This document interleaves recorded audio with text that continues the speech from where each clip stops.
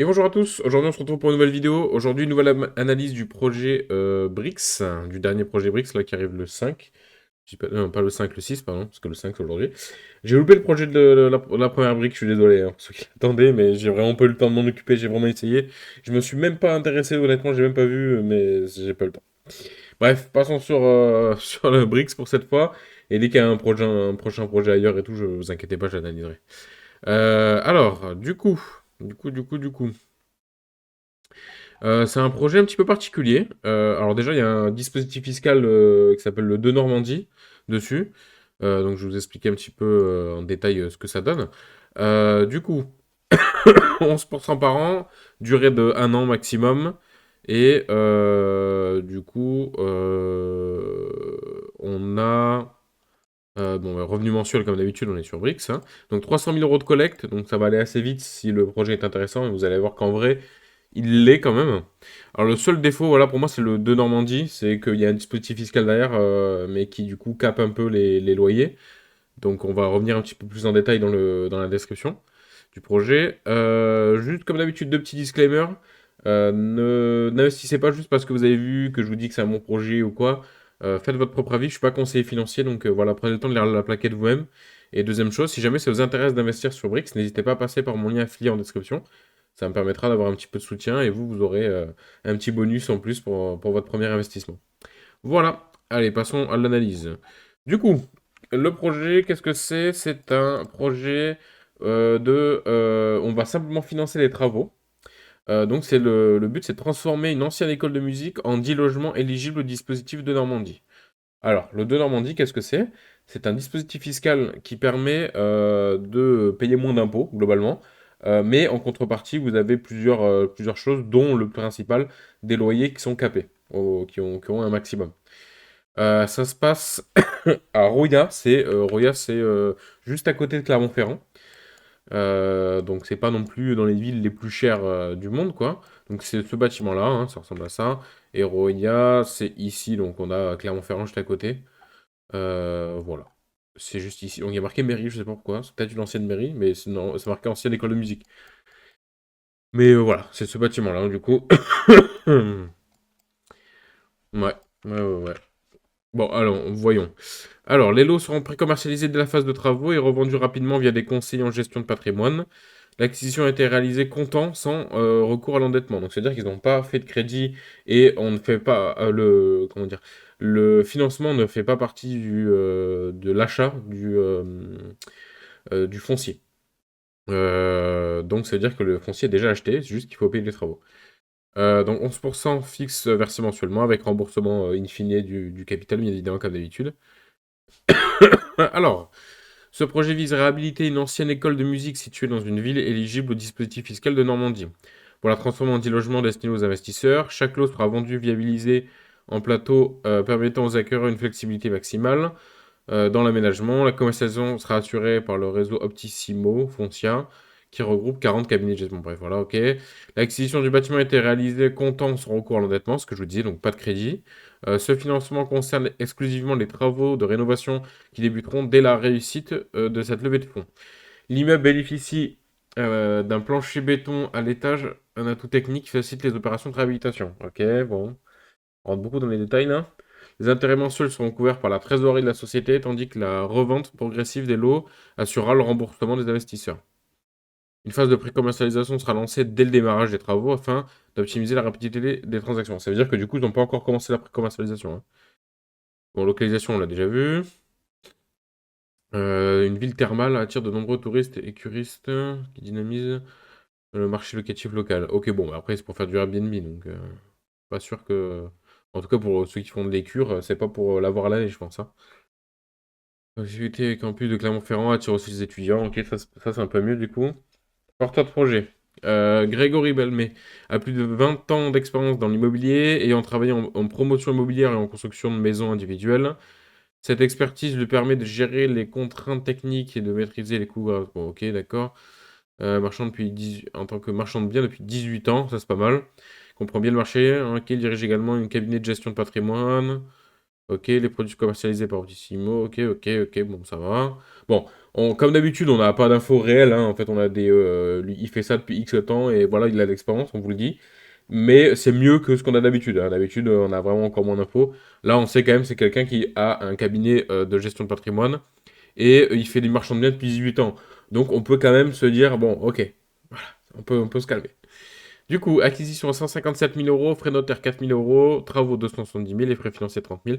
On doit avoir du coup un séquestre de 30 000 euros pour payer nos premiers intérêts globalement. Euh, Coût de l'opération 461 000, apport de 161 000, mais c'était pour acheter le foncier plus les frais de notaire, donc ça fait 161 000. Et il reste du coup 300 000 euros de prévu. Prix de revente prévisionnel de appartements 877 000 euros, coût de projet 461 000, marge brute prévisionnelle 416 000 euros. Je ne sais pas si vous vous rendez compte qu'on a quasiment 50%. Bah non, je dis 50%, je suis fou moi. On a un pourcentage de fou en fait. On fait quasiment x2 en fait avec le projet en fait. Quasiment 100%, 100% de marge. Énorme, c'est énorme, c'est monstrueux. La structure financière du projet repose sur une stratégie de commercialisation nationale. Ok. Super 405 de montant, c'est l'outil économique, c'est possibilité de réaction face aux aides. Moi, ce qui me fait un peu peur, c'est que c'est vachement optimiste sur les prix de revente. Parce que du coup, enfin, optimiste. C'est vachement. Comment dire? La marge est énorme, mais c'est du de Normandie. Ça veut dire que c'est pas tout le monde qui va acheter ça. Je veux dire, c'est des gens qui ont besoin de faire l'optimisation fiscale, qui ont besoin de faire de l'optimisation d'impôts. Enfin, c'est pas tout le monde. Enfin, je veux dire, moi, demain, je veux faire mon projet immobilier, je vais pas prendre un dispositif qui me permet de payer moins d'impôts. Je m'en fous, justement, je veux gagner de l'argent et payer les impôts, ce que j'en gagne. Je veux pas en payer moins là, pour l'instant, je veux en payer plus. Donc c'est vrai que ça intéresse du monde, c'est vrai, ceux qui ont déjà un gros capital et qui payent beaucoup d'impôts et qui ont envie de le réduire tout en faisant de l'investissement et du coup en permettant de gagner de l'argent en faisant un crédit et faire de l'effet de levier, oui. Mais ça concerne pas tout le monde, quoi, c'est pas une majorité. Mais bon, après, 10 logements, ça peut se vendre, hein. Et puis l'avantage, c'est que du coup, il dirige un bon cabinet dans toute la France. Donc, 40 cabinets de gestion de patrimoine en France. Donc, c'est vrai que bon, ça facilite la vente. En vrai, pour l'instant, ça part bien, juste, je trouve ça un petit peu optimiste. Mais en fait, la marge est tellement énorme que même si on doit baisser les prix, bah, c'est pas très très grave, quoi, en fait. On n'y perd pas tant que ça. Garantie sur financement, donc hypothèque de premier rang. Alors, sur l'actif, à financer. Ok, le problème qu'il y a sur l'hypothèque de premier rang, c'est que du coup, bon, là, il faut vraiment le faire si le projet foire quand même, hein, il faut vraiment y aller, hein, parce que l'acquisition a déjà été faite. Mais globalement, si ça foire dès le début, ça couvre que la moitié de notre investissement. Mais bon, il faut vraiment le faire, ça a déjà été acheté sans crédit. Donc, bon, pour avoir une faillite là-dessus, faut vraiment y aller, hein. Apport en fonds propres, bon, c'est toujours pas une garantie, je sais pas ce que ça fout dans les garanties ça, mais effectivement, 161 000 euros d'apport, hein, c'est énorme, hein, c'est sur un projet qui en vaut, nous on finance 300 000, il finance 50% de ce qu'on finance, enfin, il finance un tiers du projet, à lui tout seul. C'est immense, c'est énorme. Mais c'est pas une garantie. Attention, c'est pas une garantie. Engagement de réalisation des travaux, bon, ça c'est bien. Traduction de remboursement, ça c'est normal. Engagement de distribution et caution personnelle et solidaire. Ok. Bon, c'est des garanties un peu classiques. Force de l'actif, emplacement attractif. Euh... Ouais, ouais. C'est pas un mauvais emplacement. Mais c'est pas non plus l'emplacement du siècle, quoi. Expertise éprouvée, donc ça, effectivement, il a déjà 20 ans d'expérience dans l'immobilier. Solide sécurité financière, des garanties robustes, dont une hypothèque et une caution personnelle du porteur renforçant la viabilité du projet. Bon, une hypothèque de premier rang sur pour l'instant un foncier qui en vaut la moitié de ce qu'on finance. Mais c'est vrai que bon, vu que ça a déjà été financé, normalement il peut pas être en faillite, hein, là-dessus, hein. Enfin, il a déjà payé en fonds propres, il faut vraiment qu'il ait foiré tout le plan, hein. Dépendance de la conversation, la mise sur le marché est prévue pour début 2025. La revente sera nécessaire pour le remboursement des investisseurs, effectivement. Dépendance aux travaux, le projet est en attente de travaux de structure, ce qui pourrait impacter les délais. Ok. Donc il peut y avoir un peu plus de délai. C'est pas très très grave. Opportunité de l'actif, localisation stratégique. Bon, ça fait 2 fois que nous sortent en gros l'emplacement ou la localisation, ça revient au même, mais voilà. Demande locative étudiante, ok. Réseau de commercialisation étendu, ça effectivement c'est vraiment une grosse opportunité. Les menaces, fluctuations de marché, incertitude économique, changement réglementaire, bon les classiques. Donc voilà. Scoring, bon, ça, comme d'habitude, on s'en fout parce que ça veut rien dire. Là, on a droit aux éléments clés de l'analyse. Emplacement stratégique, expertise du porteur, garantie solide et dépendance à la commercialisation.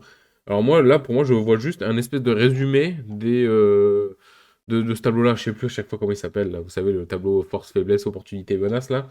Je me souviens plus, mais c'est un truc de marketing. Je l'ai vu quand en DUT, donc je m'en souviens, mais là, je saurais plus dire c'est quoi le nom, mais bref, du coup, j'ai l'impression d'avoir juste un résumé de ça. Bon, pas super utile. Euh, Globalement, mon avis. Je suis désolé, je suis un peu malade, donc l'analyse n'est pas hyper active, mais je suis toujours malade, c'est fou ça.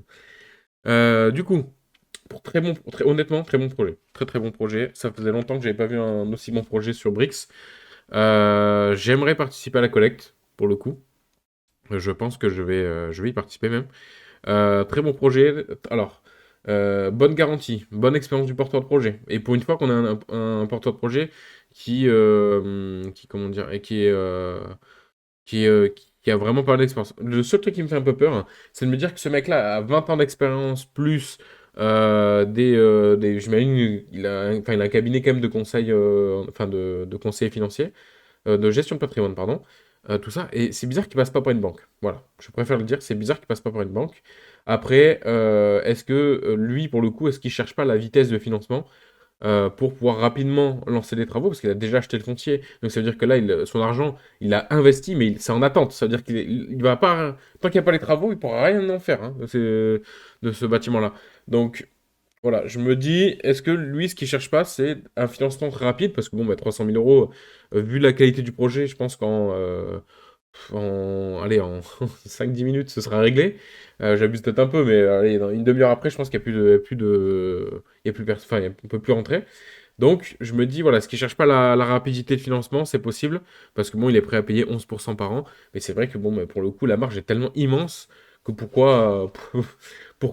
voilà, quoi, pourquoi faire moins quand on peut se permettre et du coup attirer plus rapidement des investisseurs. C'est sûr qu'ils nous auraient proposé le projet à 9%, on aurait sûrement moins d'investisseurs que là à 11%. Mais là, honnêtement, les garanties sont bonnes, l'expérience du porteur du projet est bonne. La seule chose que j'irai vérifier, mais ça je le ferai en off, hors vidéo, c'est l'état financier de ces entreprises. Du coup, si jamais il y a un souci avec, je vous le mettrai directement en commentaire de la vidéo ou dans la description en mode attention, il y a un souci parce qu'il y avait un projet là sur Brix, je crois, avec un porteur de projet qui avait eu des problèmes en gros, sa société était en train de couler. Et du coup, bah, ça faisait vraiment pas sérieux. Non, c'était la première brique en plus, pour le coup. C'était même pas. C'était même pas brique, c'était la première brique qui avait fait ça. Donc attention à ça. Déjà, faut faire des petites recherches. Surtout que ça prend 2 secondes à faire. On prend le nom de la société, on le cherche sur internet. Mais voilà. Enfin bref, merci d'avoir regardé cette vidéo. Bah, écoutez, ceux qui veulent investir dessus et qui n'ont toujours pas sont toujours pas inscrits sur Brix, n'hésitez pas à passer par mon lien en description. Ça vaut peut-être le coup, surtout sur un aussi beau projet comme ça. Voilà. Allez, merci à vous d'avoir suivi cette vidéo. Passez une bonne journée. À bientôt. Ciao.